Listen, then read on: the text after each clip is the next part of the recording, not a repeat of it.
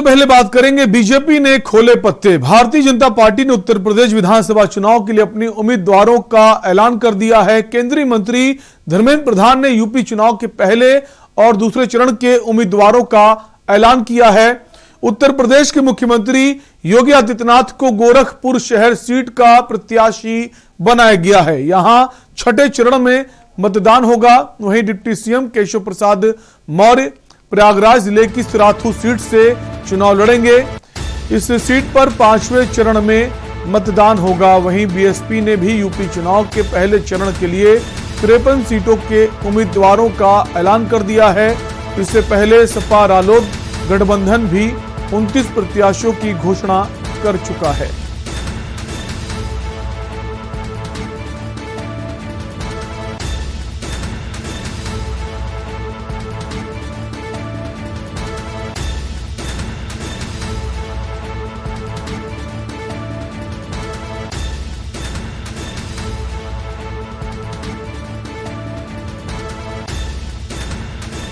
तो बीजेपी ने 107 प्रत्याशियों की पहली सूची जारी कर दी है।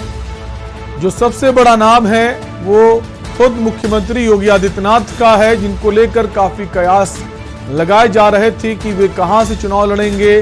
सबसे ज्यादा जिक्र अयोध्या को लेकर हो रहा था, उसके बाद मथुरा की बात भी सामने आई, लेकिन इन दोनों ही विधानसभा सीटों को खारिज करते हुए जो फैसला लिया गया है वो गोरखपुर की शहर विधानसभा सीट पर लिया गया है। अब मुख्यमंत्री योगी आदित्यनाथ गोरखपुर से इलेक्शन लड़ेंगे।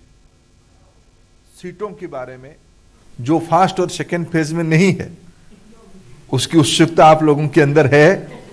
मैं पार्लियामेंट्री बोर्ड की माननीय जगत प्रकाश नड्डा जी के नेतृत्व में, माननीय प्रधानमंत्री जी की मार्गदर्शन में जो हमारी पार्लियामेंट्री बोर्ड बैठी, उसकी जो निर्णय हुआ है उसमें से 2 प्रमुख सीटों के बारे में आपके सामने सूचित कर रहा हूं।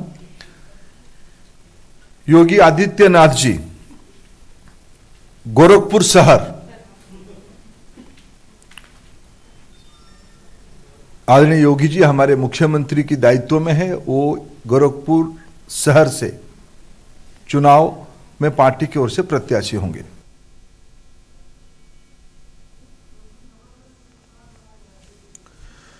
और इसी खबर पर हमारे प्रमुख संवाददाता शिव प्रताप जुड़ गए हैं लखनऊ से। शिव प्रताप, जो लिस्ट है उसे जारी कर दिया गया है। सबसे बड़ा जो नाम है वो मुख्यमंत्री योगी आदित्यनाथ का है, जिनको लेकर तमाम कयास लगाए जा रहे थे कि वो अयोध्या से चुनाव लड़ेंगे, मथुरा से लड़ेंगे, लेकिन जो फैसला लिया गया है वो गोरखपुर को लेकर लिया गया है। शिव प्रताप, अब ये माने कि जो फैसला पूरे संगठन का है या फिर मुख्यमंत्री योगी आदित्यनाथ पर ही छोड़ दिया गया था कि आप ही फैसला लीजिए आपको कहां से चुनाव लड़ना है?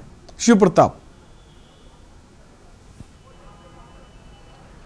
बिल्कुल, देखिए पिछले काफी वक्त से ये कयास लग रहे थे कि मुख्यमंत्री योगी आदित्यनाथ अयोध्या, मथुरा या फिर गोरखपुर से चुनाव लड़ सकते हैं, और इसमें अब जो सामने आया है वो गोरखपुर सदर की सीट है। उप मुख्यमंत्री सिराथू सीट से रहेंगे प्रयागराज की, और ऐसे ही पहले चरण और दूसरे चरण की सीटों का ऐलान भी कर दिया गया है।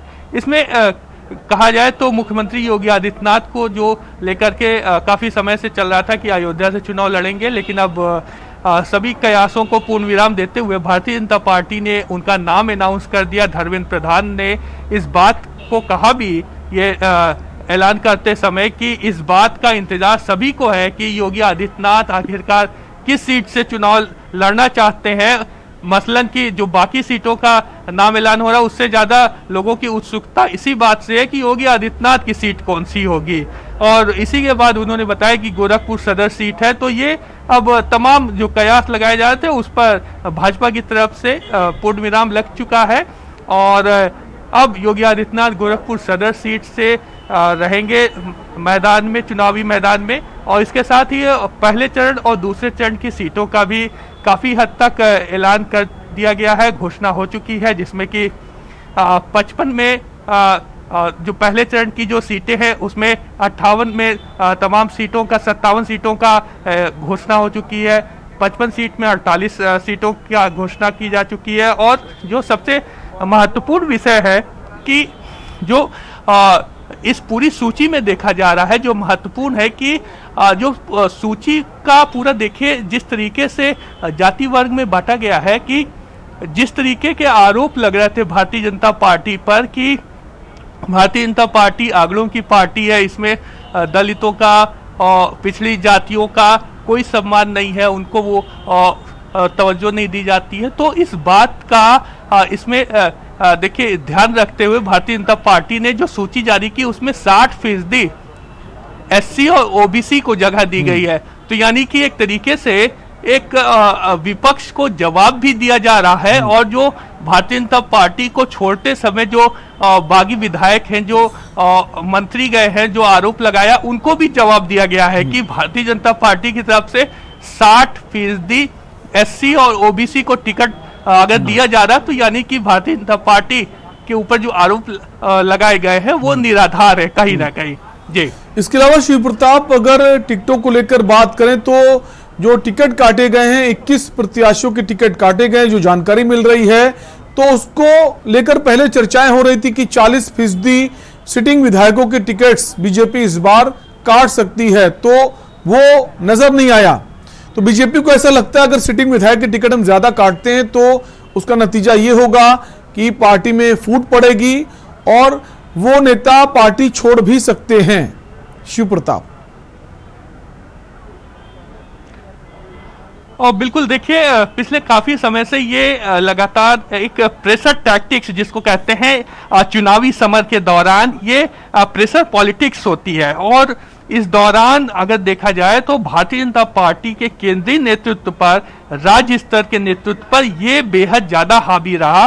और इसकी एक वजह थी स्वामी प्रसाद मौर्य और दारा सिंह चौहान, और जो धर्मेंद्र सैनी गए हैं उनको लेकर के ज्यादा प्रेशर दिखाई दे रहा था कि जिस तरीके से लगातार मंत्री पद छोड़ करके ये तमाम लोग जा रहे हैं, कई विधायक उनके समर्थन में जा रहे हैं, तो ये भी एक प्रेशर के तौर पर देखा जा सकता है। जो सूची जारी हुई है उसमें तमाम उन लोगों के भी नाम हैं जो उनको ये कयास लग रहा था कि अब ये इनको टिकट नहीं मिलेगा। और अगर अभी बात की जाए पूरे 403 विधानसभाओं की, तो अभी सूची आना बाकी है। तमाम सूचियां हैं, अलग अलग चरणों की सूची अभी तैयार हो रही हैं। मंथन चल रहा है कि कौन सी ऐसी विधानसभा सीटें हैं जहां पर ज्यादा से ज्यादा वोट कैप्चर किया जा सकेगा। तो इसको लेकर के अभी मंथन चल रहा है, अभी ये बात पूरी तरीके से कहा नहीं जा सकता। शिव प्रताप, आप बने रहिए, हम इसी खबर पर बने रहेंगे। उससे पहले एक ब्रेक के लिए रुकेंगे और ब्रेक के बाद हम इसी पर बात करेंगे। जो तमाम सारे जो नए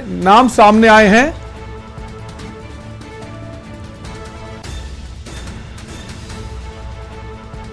तमाम सारे जो नाम सामने आए हैं उनको लेकर इस वक्त हलचल तेज हो गई है।